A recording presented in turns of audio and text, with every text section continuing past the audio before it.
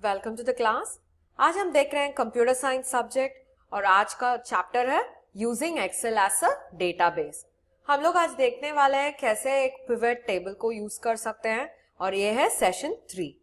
हम लोगों ने प्रीवियस 2 सेशंस में इस एक्सेल का डेटाबेस का चैप्टर में देखा था कैसे एक डेटाबेस को आप फॉर्मेट कर सकते हो, कैसे जो डेटा आपके पास है जो अनऑर्गेनाइज्ड होता है उसे कैसे हम ऑर्गेनाइज करके टेबल फॉर्मेट में उसे कैसे क्रिएट कर सकते हैं, वो तो हम लोगों ने देखा था।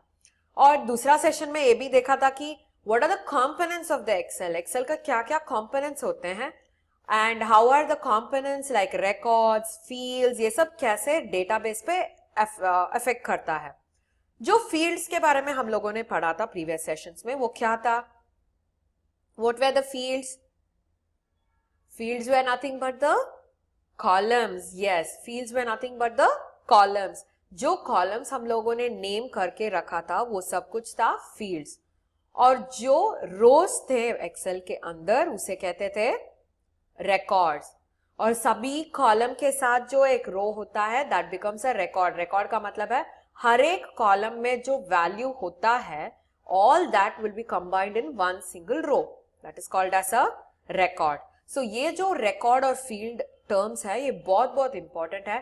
आप आगे के क्लासेस में भी देखोगे where you start studying about database, these 2 terms are very important. Okay, so जब कभी आप डेटाबेस के बारे में बात करते हो, when you talk about database it is about tables and tables are about fields and records.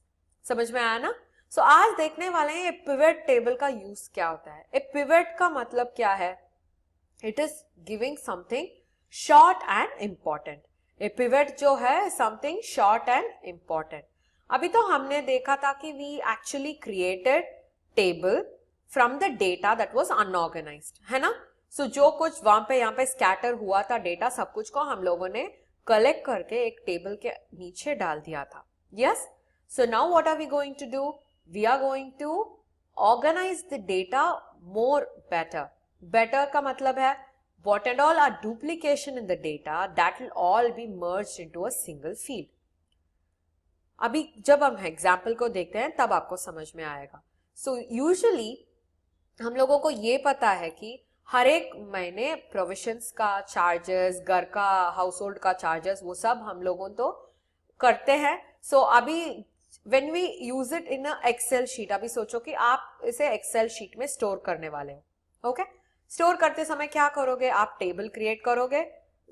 लिखोगे कि डिस्क्रिप्शन किसके लिए किया था, प्राइस कितना किया था और हर एक महीने कैसे हुआ था। So there are going to be 3 columns, एक है मंथ, दूसरा है डिस्क्रिप्शन, तीसरा है प्राइस। सो आज हम उसे देखने वाले हैं। ऑलराइट, सो डेटा तो ऐसे रहेगा लाइक हाउस होल्ड चार्जेस, उसके बाद उसे कैसे पिवट टेबल करके उस पिवट टेबल में क्या करने वाले हैं वो हम आज देखेंगे। Alright, so let's get into the session. हमें एक्सेल वर्कबुक चाहिए और हम डेटा फर्स्ट क्रिएट करने वाले हैं। ऑलराइट, ओके, सो वो क्या डेटा था यहाँ पे? हम लोगों को पहले तो मंथ चाहिए था और उसके बाद क्या चाहिए था? डिस्क्रिप्शन, किसके लिए स्पेंड कर रहे हैं मनी और कितना। ओके, सो ये होगा हमारा मेन डेटाबेस का कॉलम्स। अभी सोचो कि जनवरी, okay, household charges, household के लिए क्या कर रहे हैं? वी आर स्पेंडिंग अराउंड, सोचो कि 3000 रुपीज। ओके, सो यही जनवरी मंथ में आप इलेक्ट्रिसिटी के लिए 2500 स्पेंड कर रहे हो और प्रोविजंस के लिए 1000 रुपीज स्पेंड कर रहे हो। ओके, सो यही फरवरी में वापस हाउस होल्ड का चार्जेस आएगा। ओके, वो रहेगा 3500 और उसके बाद इलेक्ट्रिसिटी आएगा, उसका भी वी गिव इट एज 2600 और उसके बाद प्रोविजंस आएगा 1500। अभी इसे ऐसे ही कॉपी करके we can use it for the next month also. Okay, so अभी तो जो डेटा क्रिएट करना है वो तो रेडी है हमारे पास। ओके, सो डेटा चाहिए, that is ready with us. So अभी पिवट टेबल बनाने से पहले आपको ये याद रखना चाहिए कि जो भी टेबल डेटाबेस पे आप क्रिएट कर रहे हो, there shouldn't be any empty columns inside that, any empty cells inside the table. आपको जो कुछ एंटर करना है, अगर वो डुप्लीकेशन भी हो चलेगा, आपको एंटर करना ही पड़ेगा. ओके, सो कॉपी पेस्ट कर लो या फिर टाइप भी कर सकते हो. सो आपको सिर्फ एक सेल को भी आपको एम्प्टी नहीं छोड़ने का है, और else what happens, the pivot table will not know what is that empty for. समझ में आया आपको? ओके, सो आप जब इंसर्ट करना शुरू करते हो पिवट टेबल, पहला तो वर्जन है एक नॉर्मल मैनुअल पिवट टेबल और दूसरा है रेकमेंडेड पिवट टेबल्स. ये जो रेकमेंडेड पिवट टेबल है वो अपने आप सभी काम कर देता है, हमको सिर्फ डेटा सिलेक्ट करना पड़ेगा. ओके, सो क्या कर रहा है, choose the data that you want to analyse. क्या करने वाले हैं अभी, सिलेक्ट अ टेबल और range. So click and drag. अभी तो सिलेक्ट हो चुका है और ओके क्लिक कर दो. अभी देखो, the pivot table is like this. अभी क्या दिखेगा आपको, there are 3 types of pivot table that you have. एक है रो लेबल्स और सम ऑफ प्राइस, और दूसरा है बाय मंथ, और तीसरा है बाय डिस्क्रिप्शन. उसका मतलब है हम लोग जो एनालाइज करना चाहते हैं, सोचो कि हम मंथ वाइज एनालाइज करना चाहते हैं कि कितना खर्चा हुआ है. सो हम कौन सा सिलेक्ट करेंगे, we'll select this and give OK. देखा, डेटा तो इट वैनिश्ड. जो डेटा हम लोगों ने क्रिएट किया था that is vanished now. So अभी कैसे दिख रहा है, it's showing us for every month how much did we spend. ये नहीं दिख रहा है कि कौन सी पे हम लोगों ने खर्चा किया, लाइक फॉर प्रोविजंस कितने किए हैं, इलेक्ट्रिसिटी कितने किए हैं, दैट इज नॉट शोन.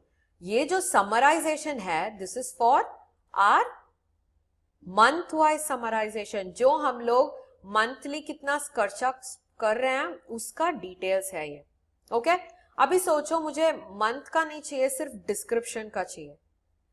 ये चाहिए कि एक एक महीने में इतना खर्चा करती हूँ, वो तो मुझे अभी पता चल गया.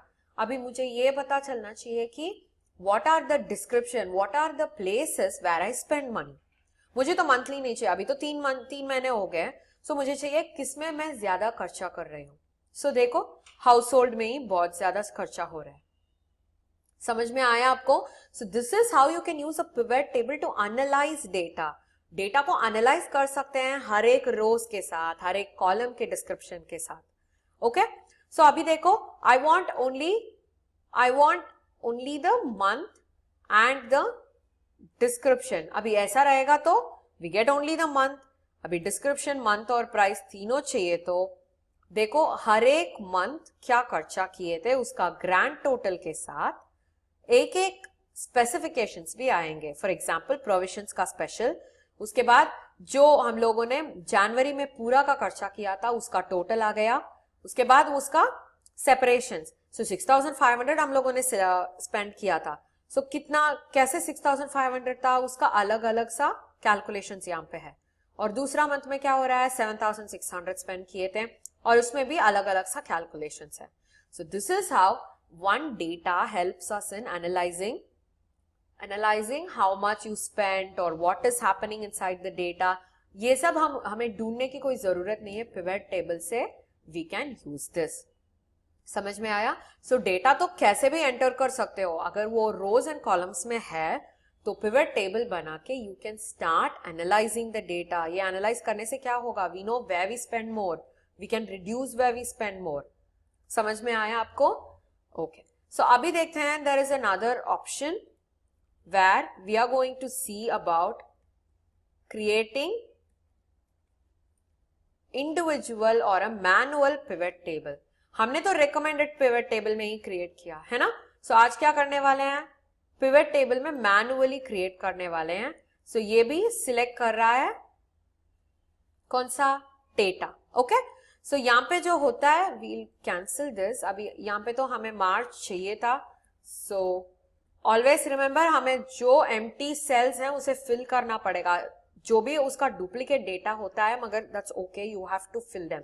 यहाँ पे तो जनवरी रिपीट करने की कोई जरूरत नहीं थी, मगर जब पिवट टेबल से कन्वर्ट हो रहा है, that takes every single record, हर एक रिकॉर्ड को पिवट टेबल लेगा। सो हर एक रिकॉर्ड में आपको वो सेल में डेटा रहना ही चाहिए। ओके, सो अभी मैं पिवट टेबल के क्लिक कर रही हूँ और सिलेक्ट कर रही हूँ डेटा। ओके, अभी एग्जिस्टिंग वर्कशीट में डाल दो, ओके प्रेस कर दो।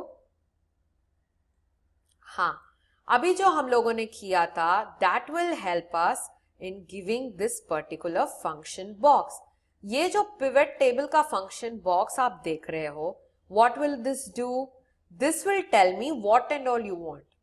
अभी आपको सिर्फ प्राइस चाहिए तो सम ऑफ प्राइस सिर्फ बताएगा। अगर आपको मंथ वाइज प्राइस चाहिए तो मंथ और प्राइस दिखेगा। ओके, या फिर आपको तीनों चाहिए, मंथ, डिस्क्रिप्शन और प्राइस भी चाहिए, तो ऐसा वाला आएगा। There is no difference between a recommended table and a normal pivot table. Recommended क्या करेगा? हमें डेटा दिखाएगा। दिखाएगा कि आपको ऐसा वाला डेटा चाहिए, नहीं ऐसा वाला डेटा चाहिए, नहीं ऐसा वाला डेटा चाहिए। Like it gives you 3 different options, because आपके पास 3 डिफरेंट कॉलम्स हैं।